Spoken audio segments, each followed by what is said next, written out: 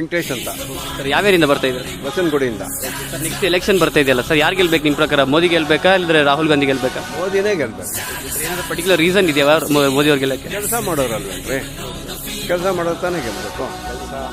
ಏನಂದರೆ ಅವರ ಇದೆಯಲ್ಲ, ಸಿದ್ಧಾಂತಗಳೆಲ್ಲ ಇದೆಯಲ್ಲ ಅವ್ರದ್ದೆಲ್ಲ ಏನಂದರೆ ಯಾವುದು ಇಂಡಿಯಾದಲ್ಲಿ ಈ ಥರ ಒಂದು ಪಿ ಎಮ್ ಬಂದು ಇಷ್ಟೊಂದು ನಾವು ಡೆವಲಪ್ಮೆಂಟ್ ಮಾಡಿದ್ದು, ನಮಗೆ ಪೊಲಿಟಿಕ್ಸ್ ಬಗ್ಗೆ ಇಷ್ಟೊಂದು ಇಂಟ್ರೆಸ್ಟ್ ಎಲ್ಲ ಬಂದಿರೋದು ಮೋದಿಯಿಂದಾನೆ.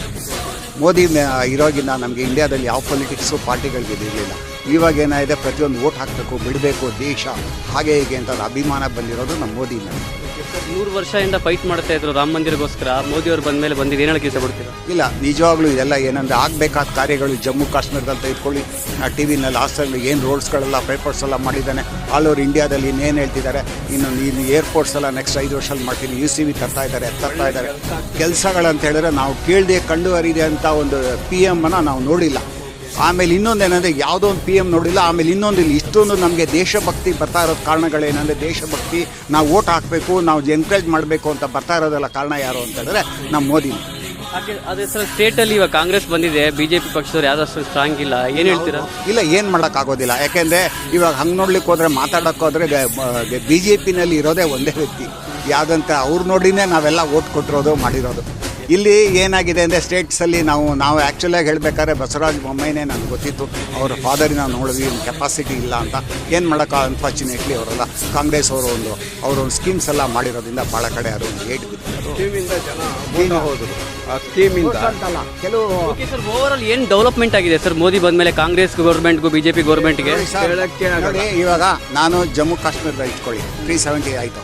ಆಮೇಲೆ ರಾಮ ಜನ್ಮಭೂಮಿ ಇಟ್ಕೊಳ್ಳಿ, UCC ಈಗ ಬಂತಲ್ಲ, ಇದು ಬರ್ತಾ ಇದೆ, CIA ಎಲ್ಲವುದು ಇದೆಲ್ಲ ಮಾಡಿದ್ದೇನು ಅಂತ ಹೇಳಿದ್ರೆ ದೇಶದ ಇದೆಲ್ಲ ಬಂದಿರೋದು ನಾವು ಇದನ್ನಲ್ಲಿ. ಅದು ಅಲ್ಲದೆ ಇರೋದ್ರಿಂದ ಪ್ರತಿಯೊಂದನ್ನು ನಮಗೆ ನಾಲೆಜ್ ಎಲ್ಲ ಬಂದಿದ್ದು, ಪೊಲಿಟಿಕಲ್ ನಾಲೆಜ್ ಆಗಲಿ, ದೇಶ ಅನ್ನೋದೆಲ್ಲ ಏನೇನು ಡೆವಲಪ್ ಮಾಡ್ತಾರೆ, ಹಾಗಿರ್ತಾರೆ ಹೀಗಿರ್ತಾರೆ. ಆಮೇಲೆ ಇನ್ನೊಂದಿರಲಿ, ಅವನು ಪಾಕಿಸ್ತಾನಕ್ಕೂ ತಕ್ಕಂತೆ ಉತ್ತರ ಕೊಟ್ಟಿರೋದಾಗಲಿ, ಇಕ್ಕಿನಾಗೂ ಉತ್ತರ ಕೊಟ್ಟಿರೋದಾಗಲಿ, ಆಮೇಲೆ ಎಲ್ಲ ಹೊರದೇಶಗಳಲ್ಲೆಲ್ಲ ತಂದು ನಮ್ಮನ್ನೆಲ್ಲ ಇಂಥ ನಂಬರ್ ಸ್ಥಾನದಲ್ಲೆಲ್ಲ ತಂದಿರೋದೆಲ್ಲ ಯಾವ.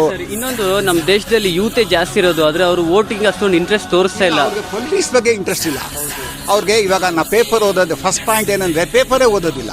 ಇವಾಗ ನನ್ನ ಸನ್ಸ್ ಇದ್ದಾರೆ, ಇಬ್ಬರಿದ್ದಾರೆ, ಅವ್ರು ತಸ್ರಿ ಟೈಮ್ಸ್ ಆಫ್ ಇಂಡಿಯಾ ತಸ್ರಿ ಓದ್ರಿ ಅಂತ ಹೇಳಿದ್ರೆ ಅವ್ರಿಗೆ ಏನಿಲ್ಲ, ಅವ್ರಿಗೆ ಯಾವುದು ನಾಲೆಜ್ ಇಲ್ಲ. ಮನಿ ಒಂದು ಅವ್ರ ಎಂಜಾಯ್ಮೆಂಟ್ ಅಷ್ಟು ಬಿಟ್ಟರೆ ಪೊಲಿಟಿಕ್ಸಲ್ಲಿ ಇಂಟ್ರೆಸ್ಟೇ ಇಲ್ಲ.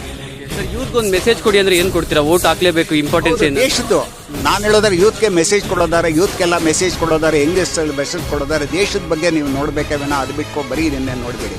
ದೇಶ ಬಗ್ಗೆ ಇದು ಮಾಡಿ. ನೀವು ಇದನ್ನು ಆಗಲ್ಲ, ನಿಮ್ಮ ಪರ್ಸ್ನಲ್ ಇದನ್ನು ನೀವೇನಾರು ಮಾಡ್ಕೊಳ್ಳಿ. ಪೇಪರೆಲ್ಲ ಓದ್ಕೊಂಡು, TVನೆಲ್ಲ ನೋಡಿಕೊಂಡು, ಆ ನ್ಯೂಸ್ಗಳೆಲ್ಲ ಕಲೆಕ್ಟ್ ಮಾಡಿಬಿಟ್ಟು ದೇಶನ ಒಂದು ಇದನ್ನು ತನ್ನಿ, ಅದನ್ನು ತರೋದು. ಅದು ಬಿಟ್ಕೊಂಡಿದೆ ಕೆಲಸ. ಈ ಓಟು ದಿವಸ ನಾವು ಜಾಲಿಯಾಗಿ ಕಾರಕ್ಕೆ ತೆಗೆದುಕೊಂಡು ಹೋದ್ವಿ ಈ ಥರ. ಸರ್ ನಿಮ್ಮ ಪ್ರಕಾರ ಇವಾಗ ಮೋದಿ ಬಂದಿಲ್ಲ ಅಂದರೆ ನೆಕ್ಸ್ಟ್ ಎಲೆಕ್ಷನ್ ಏನೇನು ಪ್ರಾಬ್ಲಮ್ ಆಗ್ಬೋದು ಇಂಡಿಯಾದಲ್ಲಿ? ಅಲ್ಲಿ ಇನ್ನೊಂದು ಏನಂದರೆ, ಮೋದಿ ಬರಲಿಲ್ಲ ಅಂದರೆ ಇನ್ನು ಕಾಂಗ್ರೆಸ್ಸಲ್ಲಿ ಇರೋದು ಏನಾಗಿದೆ, ರಾಹುಲ್ ಬಂದಿದ್ದಾನೆ. ಈ ರಾಹುಲ್ ಏನಾಗಿದೆ ಅಂತ ಹೇಳಿದ್ರೆ, ರಾಹುಲ್ಗೆ ಆ್ಯಕ್ಚುಲಿಯಾಗಿ ಅನ್ಫಿಟ್ ಅವ್ರು ಇದು ಬಂದರೆ ಅನ್ಫಿಟ್ಟು. ನೋಡಿ ಸರ್, ಸೋನಿಯಾ ಇರೋ ತನಕ ಈ ಕಾಂಗ್ರೆಸ್ ಅದೇನೇ ಇರುತ್ತೆ. ಸೋನಿಯಾ ಹೋದರೆ ಮಾತ್ರ ಕಾಂಗ್ರೆಸ್ ಸರಿ ಹೋಗುತ್ತೆ. ಓಕೆ, ಕೊನೆಗೆ ಏನು ಹೇಳ್ತೀರಾ ಸರ್, ಇವಾಗ BJPನ ಕಾಂಗ್ರೆಸ್ ನಿಮ್ಮ ಪ್ರಕಾರ? ನೋಡಿ, BJPನೇ ಬರಬೇಕು, BJPನೇ ಬರೋದು. ಯಾಕೆ ಬರೋದು ಅಂದರೆ, ಅವರು ತುಂಬ ಕೆಲಸ ಮಾಡ್ತಿದ್ದಾರೆ, ಜನಗಳಿಗೆ ಒಂದು ದೇಶಾಭಿಮಾನ ಅನ್ನೋದು ಕುಟ್ಕೊಂಡಿದ್ದಾರೆ. Thank you so much.